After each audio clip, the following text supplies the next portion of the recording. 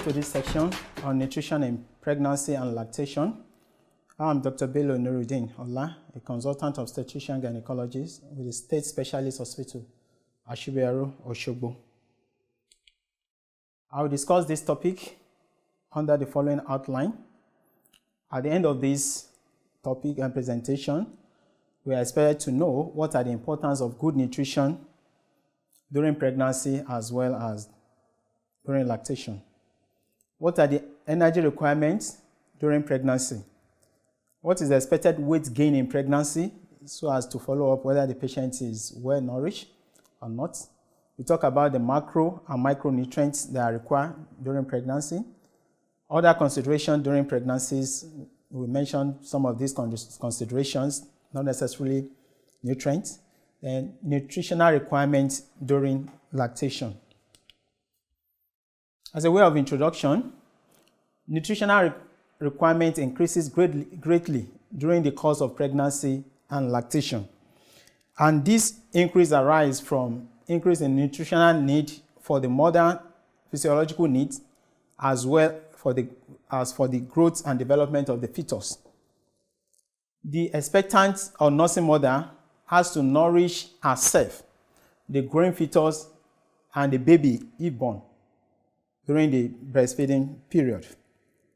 The specifics of these diets required vary according to patient preference, the culture, the ethnic background. This too is very important because there are certain cultures that forbid certain form of nutrients during pregnancy. And this might actually be what the mother needs to be able to stay healthy and provide for the unborn child or during the period of lactation. So in this kind of scenario, one needs to know what are the alternatives to this type of diet so that the woman can actually take them and remain healthy. The family eating pattern is very important. What does the family menu look like? And the resources available to this family will determine whether we'll be able to meet up with the nutritional requirements of this pregnant mother or the lactating mother. Pregnancy is a period of tremendous physiological stress for a woman as she is nurturing a growing fetus in her body and for the fact that she needs to stay healthy for her own physiological requirement as well. Changes occur in mother's body which influences the need for nutrients and the efficacy with which our body utilizes these nutrients. Some of these changes include the increase in basal metabolic rate during pregnancy. It is known that fetal development alone increases the woman's basal metabolic rate by about 5% in first trimester, and this increases to about 12% in second and third trimester, at which time they need to increase their nutrients greatly. This increases the total energy required by this mother to remain healthy and to be able to support the fetus. Another factor is gastrointestinal changes that occur during pregnancy. There is alteration in gastrointestinal function which bring about nausea, constipation, and vomiting, especially during early half of the pregnancy. And this will actually impair the feeding habits of this mother. So it is important for this woman to have a reserve, especially in the first trimester, to be able to cope with the stress and the nutrient requirements during pregnancy. Absorption of nutrients like vitamin B12, iron, and calcium increases in later part of pregnancy so as to meet up with these nutrients required, as well as that of her fetus. There are changes in the body fluid which bring about increase in the required nutrients. For example, the maternal blood volume increases so as to be able to carry the appropriate amount of nutrients to the fetus and metabolic waste away from the fetus. So this brings about reduction in concentration of the plasma protein, hemoglobin, and other blood constituents due to dilutional effects of this increase in blood volume. What are the importance of good nutrition during pregnancy and lactation? It is known that health of the newborn depends on the nutritional status of the mother during and prior to pregnancies. A well-nourished woman enters pregnancy with reserve of nutrients that meet the need of growing fetus without jeopardizing her own health. So if a woman is entering into pregnancy with low reserve or malnourished, the pregnancy may actually be turbulent. And a well-nourished woman will suffer fewer complications during pregnancies. They have few chances of preterm birth or premature birth and give birth to a healthy baby. Maternal diet during pregnancy has a direct influence on fetal growth, the fetal size, and the health of the newborn in the immediate period and long term for this newborn. Whereas a malnourished mother provides nutrients to the fetus at the expense of our own tissue. Even if a woman is malnourished, oftentimes the fetus will continue to get the nutritional requirement until it will not make anything out of the mother again. Because fetus are like parasites, they will always get what they need at the expense of their host. Poor nutrition during pregnancies increases the risk of complication, including prolonged labor, risk of postpartum hemorrhage, especially for those of them that have anemia, and even death from these complications. Inadequate diet during pregnancy or lactation affects the health of the fetus during the early infancy. And some of these effects include anemia, rickets, infectious disease that is as a result of lack of good immunity, because they need the protein to build some of these constituents that bring about the good immunity. This is like a summary of the energy requirements during pregnancy. What are these energy required for? One, to meet the needs of the increased basal metabolic rate of the mother. They are also used for the development of the placenta as well as that of the maternal tissue, including increase in the size of the uterus, the breast size, and the accumulation of fats. The deposits fats which will be used during the lactation are built up during pregnancy as well as the growth of the fetus. These are the key areas where the increase in energy are used up during pregnancies. What are the nutritional requirements in pregnancies? The daily requirements related to optimal body weight is about 35 kilocalorie per kilogram body weight of the mother. And when we refer to optimal body weight, this is referring to what is expected for the pre-pregnancy weight. What is the weight gain during pregnancy? The summation of these two will give the optimal body weight of a woman. And the daily requirements for average non-pregnant woman is about 2,300 kilocalories per day, and they require additional 300 to 350 kilocalories per day during the period of pregnancies. So we have to multiply this to be able to know what their optimal requirement is. Then they need additional 300 kilocalories per fetus in case of multiple pregnancy. So the energy requirement or nutritional requirement for a woman carrying a singleton fetus is different from a woman carrying twin gestation or triplets. And they require additional 5,000 kilocalories per day during the period of lactation. This is the point or the time at which they require the highest form of energy. And most of these has to be installed during pregnancy or prior to pregnancy period.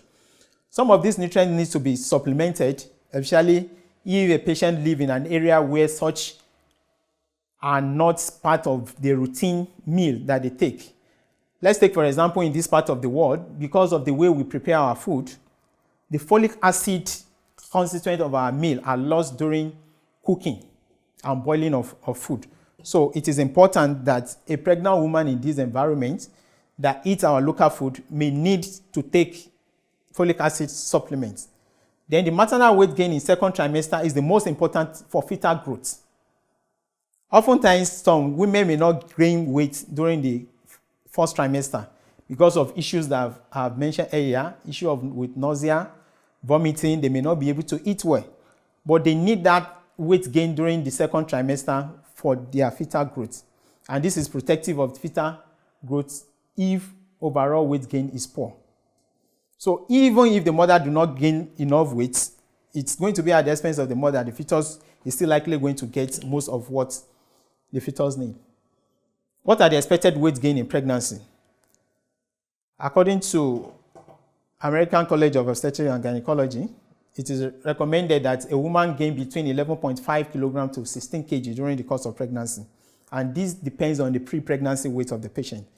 It averages about 12 kilogram. For underweight mother, they need to gain more weight, while the obese mother will need to gain less weight. What are the contributors to the weight gain in pregnancy? The fetus contributes about 3.5 kilogram of weight. Placenta, the growth of the uterus, and the amniotic fluid each contributes between 650 to 900 grams on the average, while the interstitial fluid and increase in blood volume contribute about 1.2 to 1.8 kilogram. The breast enlargement during the course of pregnancy contributes about 400 grams, while maternal fat is about 1.65 kilogram. So these show what is expected weight gain based on the pre-pregnancy weight. For those that are underweight, that is the BMI of less than 18.5, they are expected to gain more weight during pregnancy, between 13 to 18 kilograms.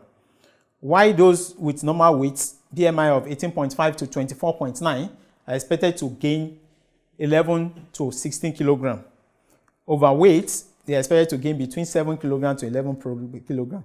While those that are obese, that is BMI of 30 and above, are expected to gain only 5 to 9 kilograms. The nutrients, there are macronutrients and the micronutrients. The macronutrients, most of the time, are the ones that we concentrated on, while the micronutrients, most of the times, are met during the course of additional things that they add to their diet or in water as minerals and other things. Macronutrients include the protein, carbohydrates, and the fat and oil. For normal pregnancy, the constituents of a normal pregnant woman diet should be 20% of protein, 30% of fat and oil, and 50% of carbohydrates. While the protein requirement is about 1 gram per kilogram, plus the 20 grams per day in the second trimester. So if we calculate the 1 gram per kilogram of the patient's body weight, we had additional 20 grams per day in second trimester to be able to meet up with the expected weight gain in second trimester of pregnancy that will be beneficial to the fetal growth and are essential for embryonic development. The micronutrients, these are the multivitamins. Most multivitamin supplements are not routinely required in women eating well. That is, those that have access to balanced diet. The iron requirement during pregnancy is about 30 to 60 milligrams of elemental iron is recommended, which can be gotten from the 200 milligrams of iron supplements, which contain about 60 to 64, depending on the type of iron supplement that they are taking. This is recommended during the course of pregnancy. And this can be increased to about 60 to 120 milligram elemental iron in those of them that have diagnosis of iron deficiency anemia. So if a patient has iron deficiency anemia, for us to be able to manage them in pregnancy, we have to double the dose of the iron they need. And usually the daily requirement of iron in pregnancy depends on the trimester. The pre-pregnancy is between 1 to 2 milligrams per day, that is the absorbed iron. While in the first trimester is about 2 milligrams, is not much different from what is expected in pre-pregnancy. The second trimester, it averages about 4 milligrams, while in third trimester, about 6 milligrams. So give and take, if a woman can take average of 4 milligrams can absorb about 4 milligrams of iron, they will find during the course of pregnancy. For folic acid, the daily requirement is about 400 micrograms for every pregnant mother. But for those of them that have some other comorbidities, such as sickle cell anemia, patients that are epileptic that are on anticonvulsants, patients with some other drugs that can lower or that utilizes the folic acid, one may need to increase what they are supplemented with. For example, 4 milligrams per day is recommended preconceptionally for those with previous pregnancy complicated by neural tube defects, cleft lips and palate, or some form of cardiac problem. Maternal blood formation and improved fetal birth weight. This is one of the functions of the folic acid. It helps in the maternal blood formation and also improve in the fetal birth weight. For calcium, the daily requirement is about 1.2 grams per day, and this is easily met in dairy products. So for women that take dairy products, they may not need the supplemental calcium. For vitamin B, series of vitamin Bs, for vitamin B12, 1.2 microgram per day. This is important for brain and nervous system development of the fetus. Vitamin B1 and B2 is in the range of 0.2 milligram per day or more. Vitamin B3, 2 milligram per day. Both vitamin B1, B2, and B3 are required. Their requirement increases with increase in total energy requirements. That is brought about increase in basal metabolic rate, such that these micronutrients may not necessarily be needed for the mother, but because there is increase in this requirement of energy, these will have to be provided so that the energy can be utilized. Vitamin B6, the requirement is about 2.5 milligram per day, and it is required for normal development and positive pregnancy outcome.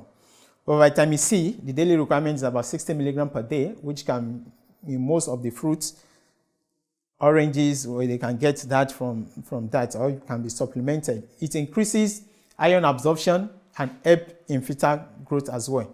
Deficiency of this increases chances of preterm delivery.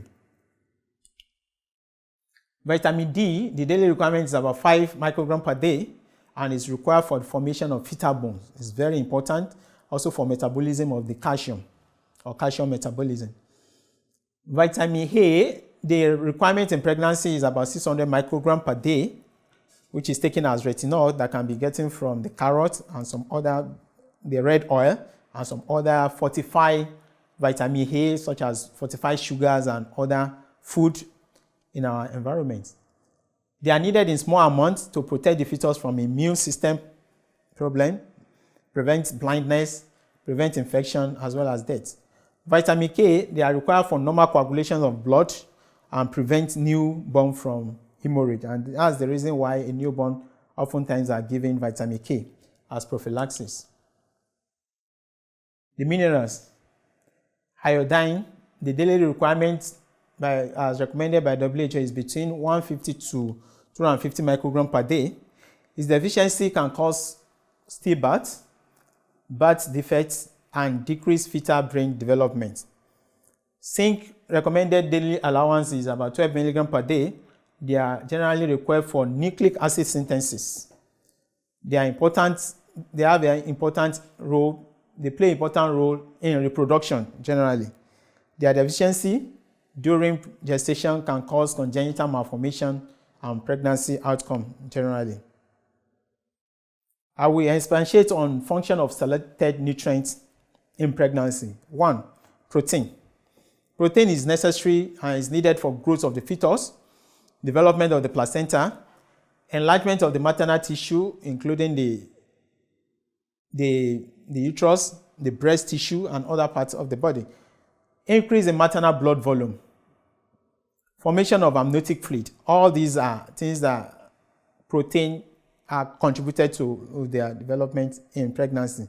And it prepares the mother for labor, delivery, and lactation. So that a woman that have protein deficiency during pregnancy may have problem with growth of the fetus. They could come down with intrauterine growth restriction. The placenta development may be impaired, which is going to affect the fetal growth as well. And enlargement of the formation of amniotic fluid, they may have oligohydramnios and some other complications that can follow.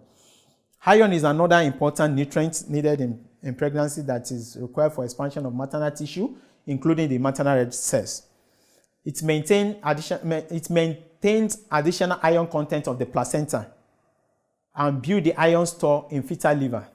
This iron store in fetal liver is very, very important because during the first few days and weeks of life, these stores are called upon when the fetus need to make their own red cells, when they have to immunize, when the fetal red cells have to be immunized and replaced by their own new form of red cells. So this fetal store is, and the liver store is very important.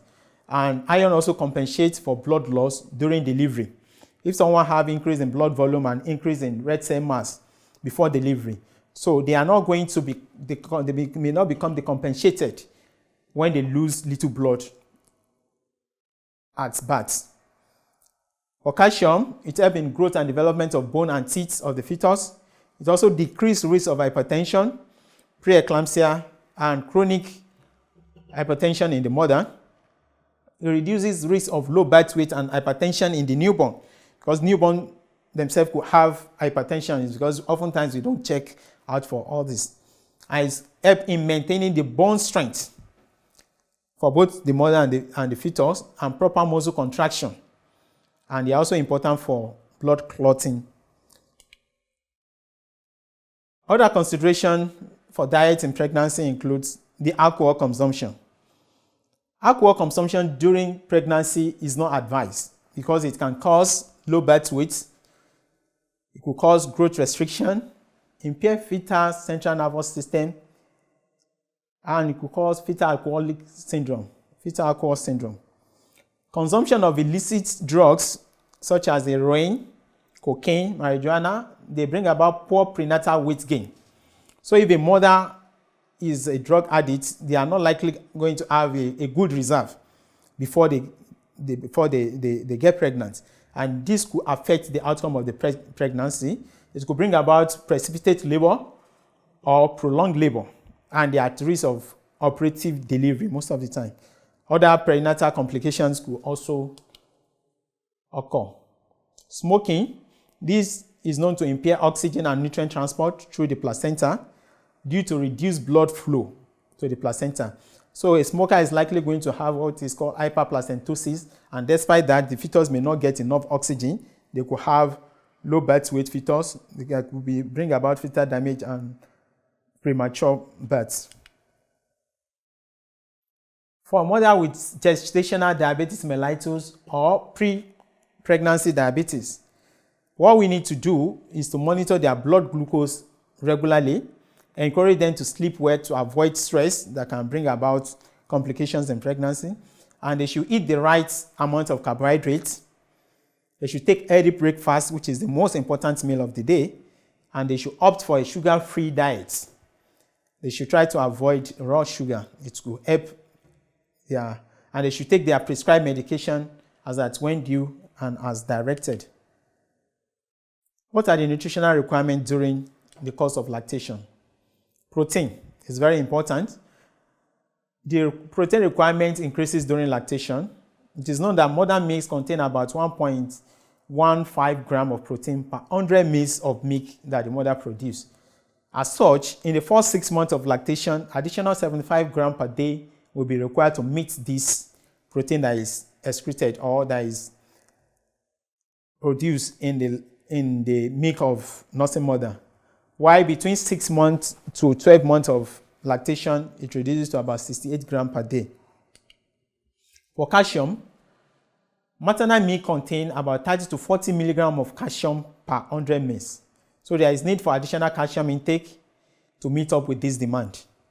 About 1 gram of calcium per day is required, though a bit lower than what is required in pregnancy, which is 1.2 grams. And the adequate dietary intake can meet up with this maternal calcium, especially the dairy products. Iron. The daily requirement of iron is about 30 milligrams during the period of lactation. However, lactational amenorrhea helps to save about 1 milligram on average, about 1 milligram of iron per day. And their daily requirement of iron is not that different from that of the non-pregnant women. So if they eat well, they can meet up with their iron requirements.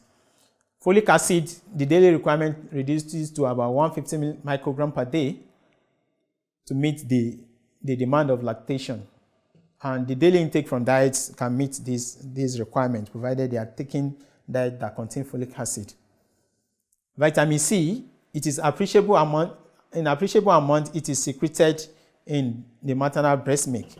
About 25 milligrams per day will meet the requirement of lactation, as against about 60 milligrams per day during the course of pregnancy.